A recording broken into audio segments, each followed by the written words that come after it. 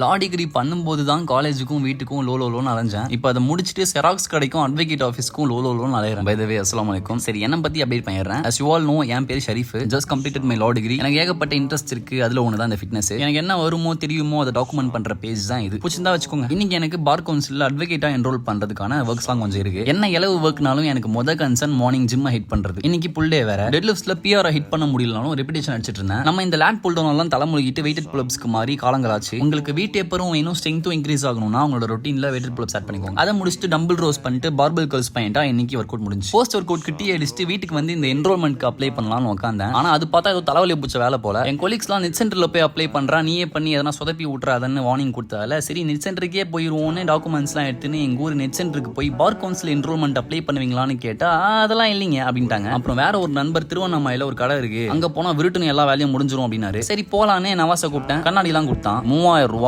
ஓலாண்டி. போற வழியில சித்ரா காஃபி பார்ல சில் பண்ணிட்டு ஸ்பாட்டுக்கு வந்து வேலையில உட்காந்தோம். அங்க போனா அந்த கடைக்காரக்கா அந்த அஃபிடேவிட் எடுத்துட்டு வா, இந்த அட்வொகேட்ட போய் சைன் வாங்கிட்டு வா, அதை தூக்கி இங்க போடு, இதை தூக்கி அங்க போடுன்னு ரொம்ப அலைய விட்டாங்க. இந்த வேலையெல்லாம் முடிக்கவே இருட்டிருச்சு. ஒரு வழியா அப்ளையும் பண்ணி முடிச்சிட்டேன். அடுத்து என்ன அப்படின்னு சொல்லிட்டு அடுத்த வீடியோல சொல்றேன். அது வரைக்கும் ஃபாலோ பண்ணிக்கோங்க. தெம்பாருங்க.